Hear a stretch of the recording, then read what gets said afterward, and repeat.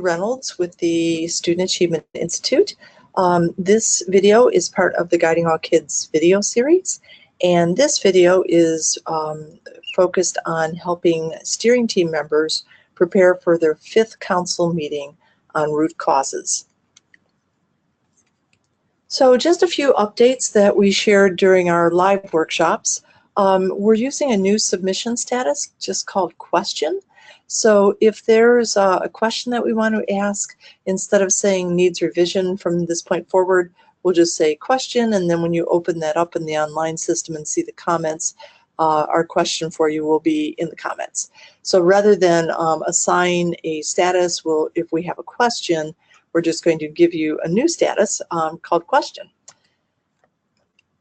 We just wanted to give you a heads up. We are working on a new report that will show you your counselor's weekly completion rate on the counselor time use log. We know that for some schools, the counselors didn't get started right away. And so because they had data that was low in the beginning of this work with us, that made it impossible for the counselors to ever get up to 100% average on their weekly completion rate. So this way, if you have a counselor that got kind of a slow start on logging, you'll be able to see that recent weeks are at 100%. Another change that we've made is there's an activity called Stages of Change Engagement. That's where your steering team has been logging the percentage of people in your community who are becoming engaged with Guiding All Kids. We really like that activity, but as we started looking once again at where we could save time, that was really the only activity that we didn't just absolutely have to have. So we decided to make that activity voluntary. So if you're finding that those discussions are good when you're talking about the degree to which your school and teachers and parents and community members are getting engaged in Guiding All Kids, then by all means continue to do that activity. Okay, and this is something new. Our launch date for this is the, I think it's March 20th. It's tomorrow. I think today's the 19th. And what it is you can choose to publish the products of your work online. And it's very easy to do. On the steering team page, you would just click Publish Portfolio, and then a page like this will come up. And as your work is approved, as the status meets criteria, these reports will become live. That means that if you wanted your public to be able to see all the products of the discussions that your council members are having, you would be able to share this URL with them, and then they'd be able to see those products. It also means that if your central office would like to see some of your work, you could just give them that URL, or I'm sorry, you could just publish your portfolio, and that will bring up a URL that your district will be able to get through their district page. Yeah, so we just wanted to give you an easy way to share the products of your work. Oh, one other thing on that: if you change your mind and you decide you don't want the community to be able to see these things, just go back here and click unpublish, and that will take the whole web page down. So you can go back and forth. Okay, a little bit of review. Just again, let's remember that all of the choices that students need to make when they're enrolled in your school in order to be successful, all of those choices we've put in this great big basket as tennis balls. And that number we know is going to be very large, because successful students do have to make a lot of good choices in order to become successful. So we're calling all of those choices goals, and then the priority goals are anything that you're actually trying to help kids do will become a priority goal. And we know that in most schools, counselors are already engaged in helping kids make a ton of good choices. So our guess is that a lot of those tennis balls are already out of the crate and into the counselors' baskets. And then, and two, we want to make sure that everything you're working on as a counselor, all of those choices get put in the basket. And then we know that your community, even though we haven't launched or even really begun talking about the community-based guidance yet, we know that some community organizations are already partnering with schools to help kids make better choices. And so you may have some balls already that are going to come out and be in the community's basket. But right now, this year, we're talking about really beefing up the school counselor program. Okay, so at our live meeting, we went to school sharing, where we asked community members to report out on just a GAK update. And then also from the community members' perspective, what's an aha that they had about school counseling, maybe something that they didn't know before. Okay, and then we're looking at next steps, and this is kind of big picture now. So again, what we've been trying to do this year was to come up with all of the choices that kids need to make, and again, we're calling those goals. And then anything that we're actually addressing, that we're helping kids to do, we're calling those priority goals. It means that they're things that we're actually putting some time and energy into. So in this list may also be kind of large, because we know that in school counseling programs, in some programs, counselors are really working to help kids make good choices.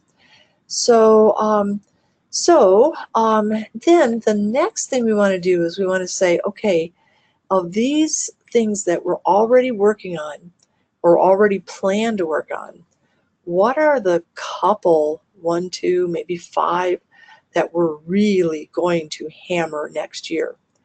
We're going to call those focus goals or priority focus goals.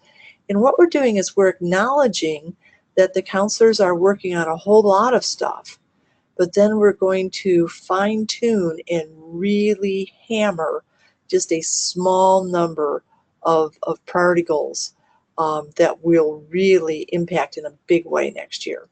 So those are going to be called focus goals or priority focus goals. I like to just call them hammer goals. They're the one thing that we're really going to nail in our programming next year. Maybe 2, probably not more than 5. And we're perfectly happy with 1. We'd love it if you were to think about your counselors are addressing all these things with kids, but here's this 1 that we really want to do well with every single student in the building. Let's make that a hammer goal or a focus goal. So, so I've taken out just a few, maybe even just 1 tennis ball out of the counselor basket, and we're making those into our hammer goals. Okay, so now just looking ahead, and again, if this stuff, for some people, having all these steps all at once is just kind of overwhelming. For other folks, seeing that big picture and where we're going is really important. So this month, we're really starting to move to action. We've been doing a lot of studying, we've been collecting data, we've had some discussions. Now we're going to take the step towards action. And actually in April, next month, we're going to identify what the action is. But we want to have some information that's going to help us understand what activities we need to put in place. To do that, in March, we're going to be asking ourselves, why aren't kids making these choices? If we know the whys, when we get to April and we start looking at activities, it's going to be so much easier to really target our activities. So the first thing we're going to do is we're going to take every single one of your priority goals, and we're going to discuss, or we're going to create a parking lot of possible whys or possible root causes for every single priority goal. We're going to do this with we suggest that you do it with a review of the data at home, and then we'll show you how you can create this parking lot in like 10 minutes. So, I'll show you that in just a few more slides.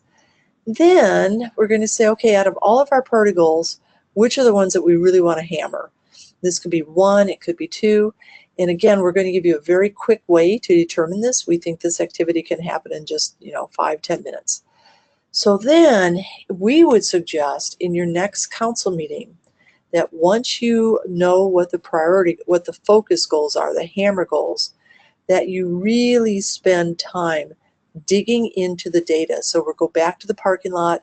We'll say, okay, for this goal, what did the data show us that may be reasons why kids aren't making this specific choice? What other data do we have in our school that will help us understand that? What's our observations? What's our hunches? We're really spending some significant quality time digging into that small number of focus goals to really roll up our sleeves and figure out why kids aren't making those choices. This month, if we can identify the correct whys, then next month we just need to figure out what to do about it.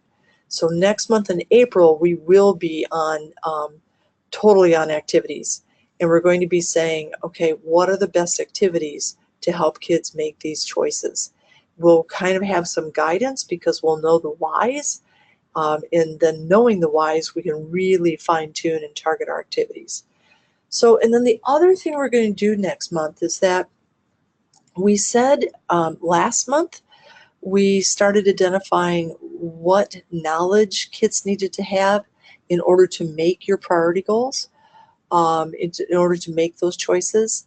So we'll also have for you next month, you won't have to do this, we'll provide it for you. We'll have a crosswalk between your activities that you enter into the system and the knowledge that you want kids to learn. And that crosswalk will help you understand what knowledge is being taught and what knowledge is not being taught. And I think that will also help you to identify as you look at that curriculum map. It'll help you to identify, where the weaknesses are in your curriculum. So again, for an educator, this is kind of a curriculum map. We're looking at all of our activities and we're discussing which knowledge pieces or like which standards are going into which curriculum activities, which activities. So, okay, so that's, whoops, I went ahead, that's April. And then in May, we're going to take those activities and we're going to start to build this GAK master plan. Our thinking now is that not your whole steering team, but a subgroup of your steering team will come to this May meeting. We'll roll up our sleeves and we'll just begin building this GAK master plan. Right now, the only thing we're going to be putting in is the counselor activities, and then also the few community activities. But then next year we'll start to build the community piece and then the teacher advisor piece. And finally, just kind of in the big picture, we've had some questions from schools about what's next year going to look like. So we just thought we'd give you a heads up. And again, you don't need to know this, or it'll just happen next year. But if you want to kind of have a big picture, one of the things that will happen next year is that we're going to implement the planned activities that we came up with this year. So we'll be looking at, what are the focus goals, what are the root causes that are, interfering with those focus goals, and then what are we going to do about it? What are those activities going to be? So whatever we plan this year, next year we're going to put it in place. Then the steering team next year, this is tentative. Right now we're thinking they're going to meet 4 times. The first time you'll be looking at developing the community guidance program. Then in January and March, we'll be looking at developing your teacher advisor program. And then in May, we'll have our first annual council meeting where we'll do an annual evaluation of your data targets to see if more students are starting to make the choices you want them to make. So that's for the steering team, and then the council. Looks like we'll only have 3 meetings with your council next year. In October, they'll talk about we'll talk with them about the community-based guidance initiative. In January, we'll kind of give them a update of how things are going, but then we'll talk about the teacher advisor program that's about to launch. And then in May, they'll have the annual meeting where we do the evaluation of the whole GAK system.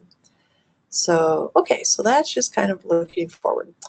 So as you know, we're looking at this, we know that there are so many pieces, and we know in the beginning it's hard to fit all the pieces together. Eventually that'll become clear. For some people that's clear right now, for others it's just really fuzzy. But we just want you to remember that we have research that shows that this process works.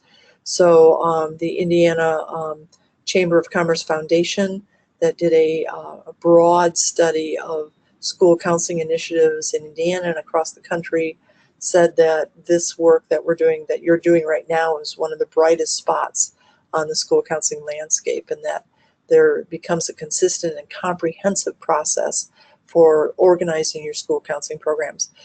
The challenge right now is that there's just lots of pieces to put in place, but you'll start to see how those pieces talk to each other and coordinate with each other as we move forward. So, and then also just a kind of reminder, we also have independent researchers that show that this process works, that schools that go through this and engage in it have student achievement rates that go up. So yeah, that's because we're working on those social emotional issues. We're working on the guidance knowledge. We're working on the opportunities that we provide for kids. And when we do those things, it impacts achievement. So, okay, so just kind of a reminder that, you know, this is all going in a good direction. Okay, let's talk about today. So today we want to determine these three things. Why aren't kids making each choice? Which choices should we focus on? And then what percentage of students do we want to make our focus choices by the end of next year? So we're going to study, come up with this parking lot. Then we're going to come up with our focus goals, and then we're going to plan to evaluate those focus goals. Okay, so pre-meeting task.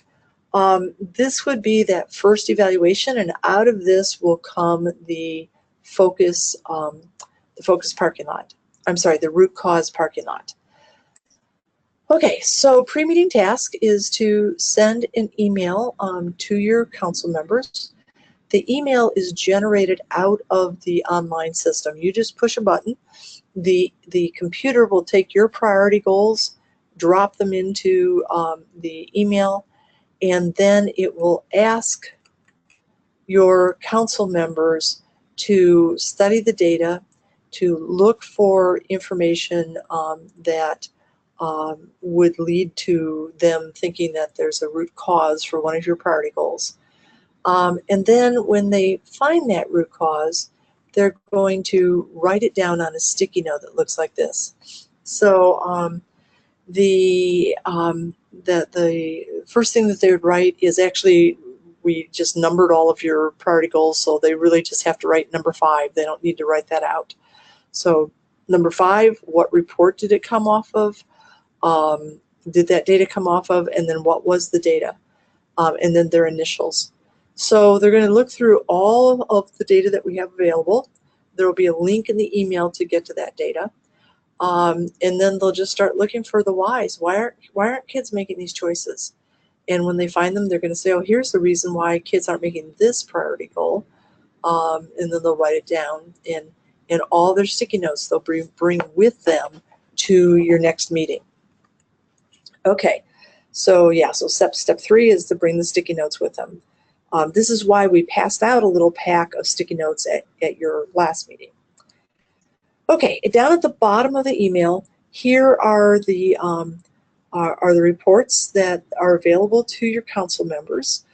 However, you have the option when you're setting up the email to take off the student assistance report and to take off the student opportunities report. I don't think we've ever had a school take those off, but we just wanted to give you the flexibility that if for some reason you didn't want your community to know that your students had social emotional issues, or if you didn't want them to know what opportunities were being provided for the students both in the community and the school, you could leave those 2 reports off. And then finally, we do allow your council members to dig into the drill down data. And to kind of, we invite them to kind of look for, are there groups of students like your free and reduced lunch kids or your Hispanic students who are making choices at a different rate than their peers? If so, maybe you have a guidance gap and that's something you'll want to address. So the steering team, we're going to have really dig into this data, the drill down data. We're not going to have your council do that, although I would love to, but only because of time. So this way the data is there, the council can look at it if they want to, but just because of time, we're not going to require that they look at that data. So, okay. So in your meeting now, so people have done their pre-meeting task. In the meeting, we're going to ask folks to share their thoughts. Why are kids making each of our targeted choices? It's going to be a really quick activity. We're going to ask them to discuss which choices will we hammer next year. That can be also a quick activity. And then the major part of this discussion is, why are kids making the sound choices in the areas that we plan to hammer next year?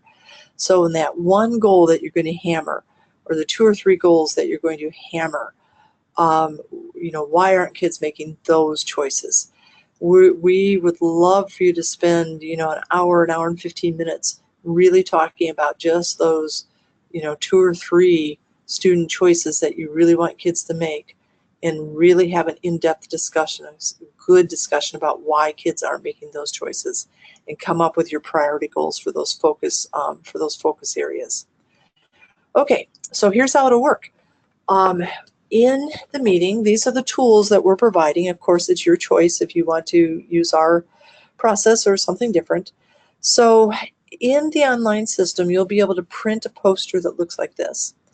And in the left-hand column will be all of your school's priority goals. So you can't like swap these between schools because every school is different.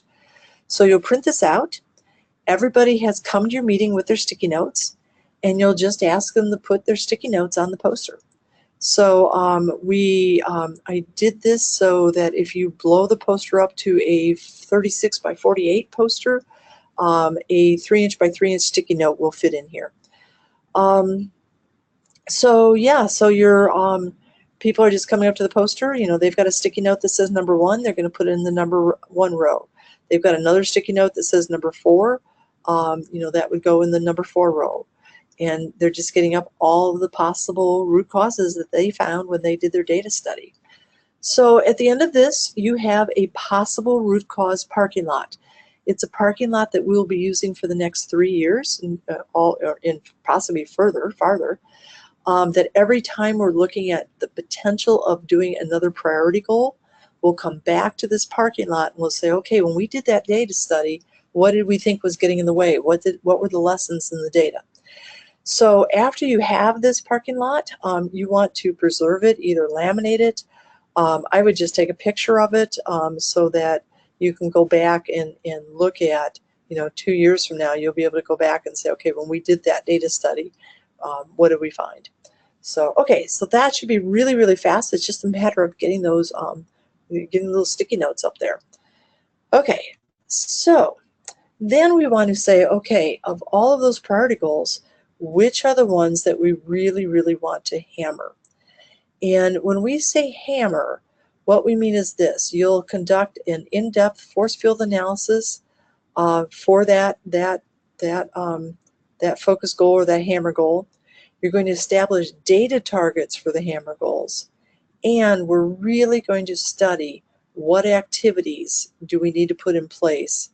Right now it would be just in the school, but down the road also in the community to really hammer those hammer goals.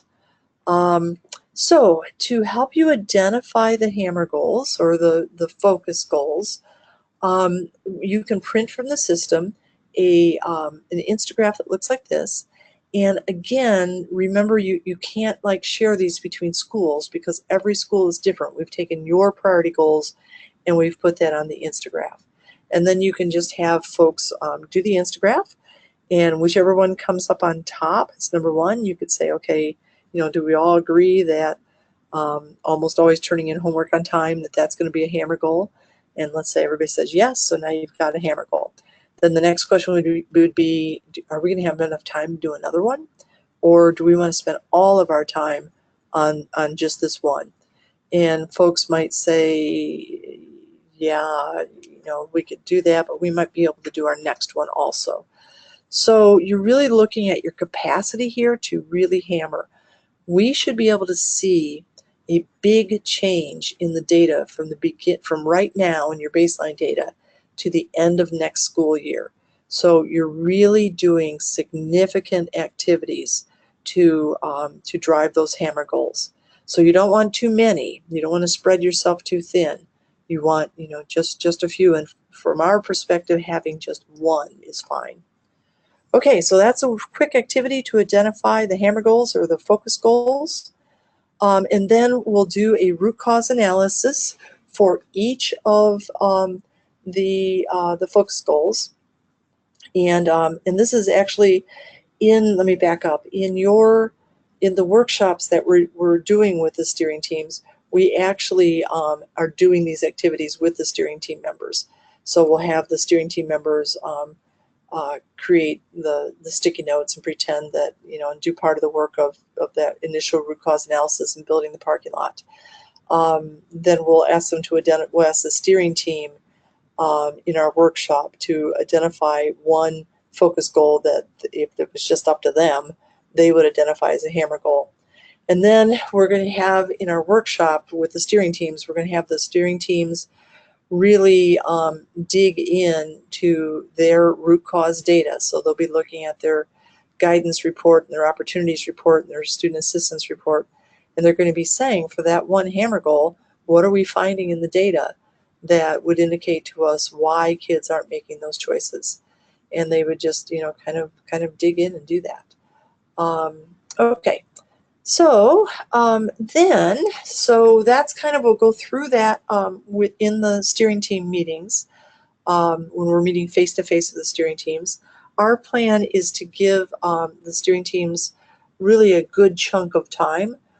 You can look at the agenda online to see how much time we'll be spending in our workshops, really giving teams the time to roll up their sleeves and dig into their data. So, okay. Then we want to talk with the steering. We'll talk with the steering teams about what happens after the meeting. So the first thing we want to look at is guidance gaps, and we'll help the steering teams get a little bit of practice with looking for guidance gaps. So what we're doing is that we're further looking at the data, whatever root cause you came up with, like maybe kids don't know why it's important to turn in their homework, and that's a knowledge piece that you think is a root cause. So then we'll start looking to see, are there differences in the different grade levels between genders, race, ethnicity, income levels, students enrolled and non-enrolled in special ed, students whose parents have been to post-secondary or not been to post-secondary, students who get A's and B's versus students who get D's and F's. So we'll kind of see, do we have guidance gaps where some students have the knowledge that we want them to have, or some students have the opportunity that we want them to have, but other students don't. And so this will help us kind of fine-tune and nail where we're going to need to spend our time in activities. So just a reminder, at the bottom of the survey report, there's these drill down reports. We've been working with so far with the grade level drill down report, but here's the rest of them. And then also, don't forget, you've got create a student group report where you could say, I want to see what what Hispanic third grade boys say, and the computer will generate that list for you. So okay. So the activity that we're doing face-to-face is to look at a set of data that's in the tools for this meeting, and we're looking at drill down data for this priority goal: to increase the percentage of students who choose to participate in the school's extra help programs. So we're wanting to know, why are kids participating in extra help? Is it opportunity? Is it knowledge? Is it social and emotional issues? So when we look at the current data, we find that 48% of the students are already choosing to participate in extra help, so just under half, but the other half are not. So we've already done the root cause analysis, and we've discovered a data point that tells us that only 75% of the students even know where to find the data. The rest of them, I'm sorry, even know where to find extra help. The rest of the kids, they don't know. And so now we're wondering, well, which students are in this 75%? Is this all kids across the board? Or do maybe, this is only 30% of the paid lunch kids and 90% of the free and reduced lunch kids, or whatever. So our drill down is going to help us understand which students don't know where to find extra help in the schools. So the first time I looked, this is from a real school, by the way, the first time I looked at their data, my first thought was, well, it's probably the 9th graders because they're new to the school. They haven't figured out yet where to get extra help. So the first report that I looked at was the grade level drill down report, and here's what I found. I looked at the percentage of students who said yes, and there was some discrepancy between 9th grade and 12th grade, but a 4-point difference. And given that some kids just kind of blow off the survey, a 4-point difference I personally don't get real excited about. So I'm thinking, I don't have anything in here that's like jumping out at me as being a difference in grade level. So then I started thinking, well, maybe it's free and reduced lunch kids. Let's see if there's something there. So I pulled up that report, and again, there was some discrepancy here. This time we've got an 8-point gap. That's getting a little bigger. Yeah, that may be something that I want to look at. But now I'm wondering, light bulb has gone off. I wonder if my kids who don't succeed know where to find extra help. So I asked for the report cards drill down. And in here, look at the gap. This is a real school's data. 85% of the students who reported that they got A's and B's also reported they knew where to find extra help. Only 26% of the kids who got D's and F's did. So again, if this were my school and I was looking at this data, I'd be wanting to, find out who these kids were and make sure that somebody, either a teacher advisor or me or, their first period teacher or somebody is explaining to them how to get extra help in our school. So remember too that you can find out who these kids are using our student list generator. So, you could ask our computer, tell me who these kids are that said no to this question. And if the kids have given us permission to release that information to you, then we can share that with you. So, okay, so that's the drill down. Now, the last thing I want to talk about is the data targets. So not for all of your priority goals, but just for the small number of hammer goals, 1 goal, 2 goals. For those focus goals, the hammer goals, we want to set data targets. We want to know where we are now, and we want to predict, if we work our tails off, where we'll be at the end of next year.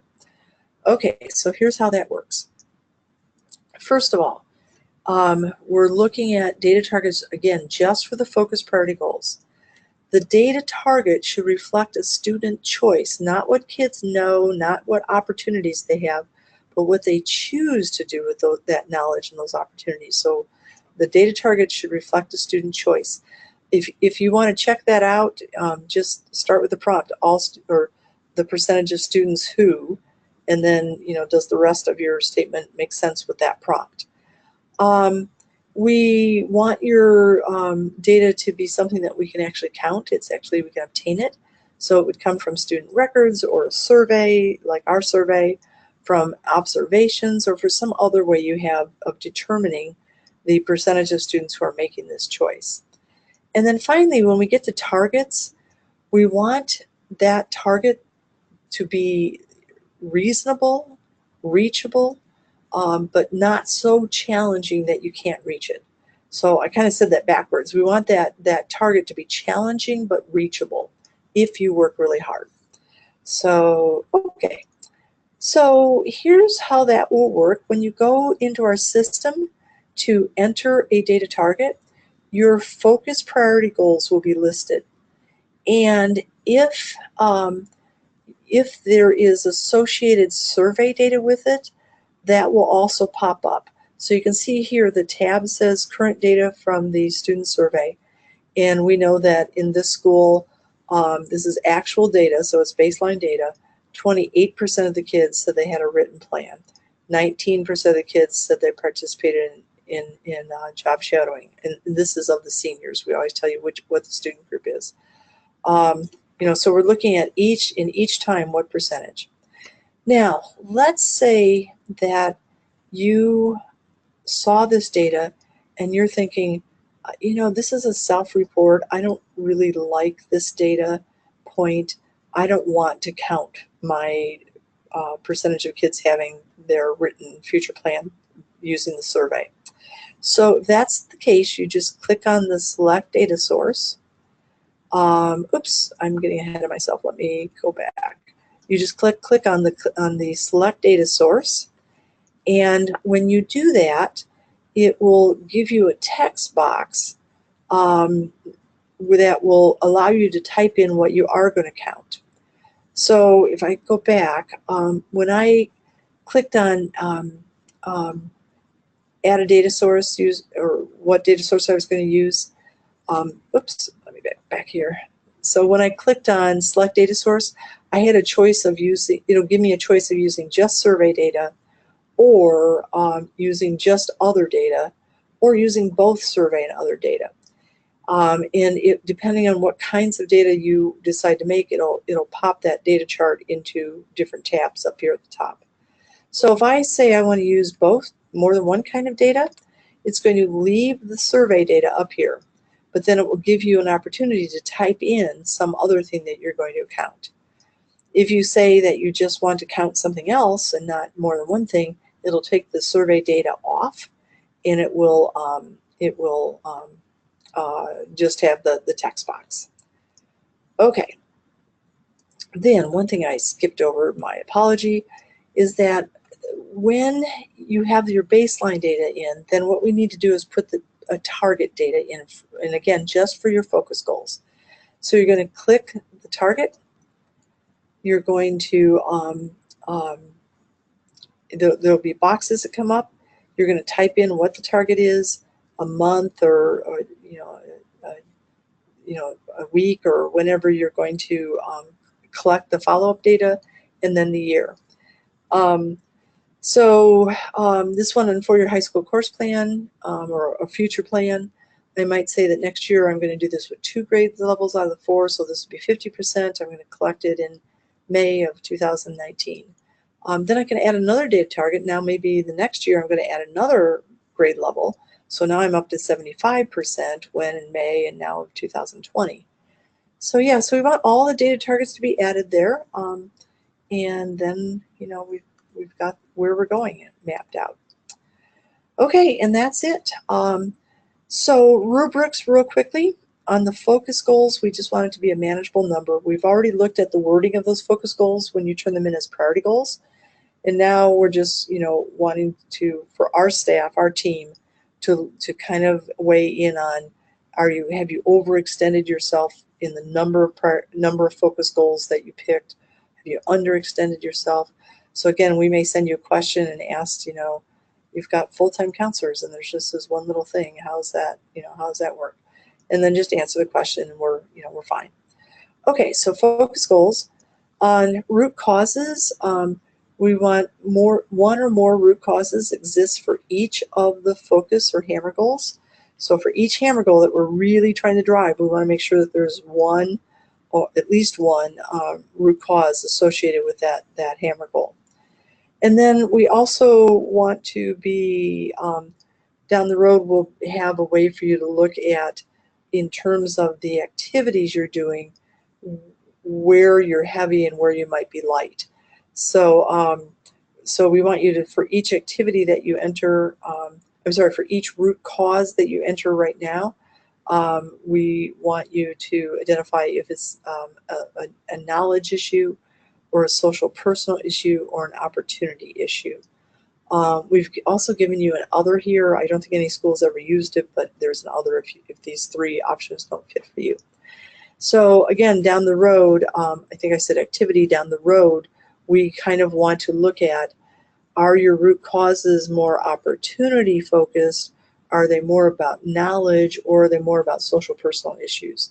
And down the road, as we start to identify your root causes, you'll be able to determine that. Okay, on your focus goals, we just will look to make sure that for each of your focus goals or your hammer goals, we have a data target.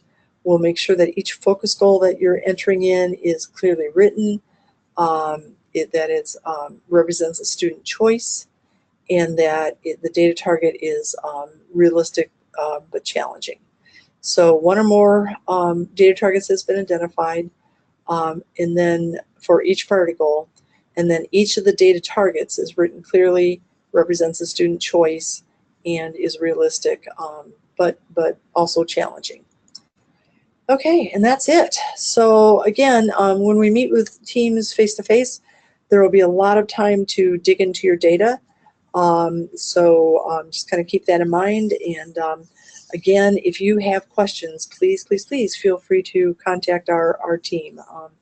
We want to be there helping and guiding and coaching, and we love it when you ask us questions. So please pick up the phone, or just tell us you don't understand what's going on, or you can't get to this part in the system, or whatever is confusing. So okay, thanks everyone, and we'll go from there. Thanks everyone.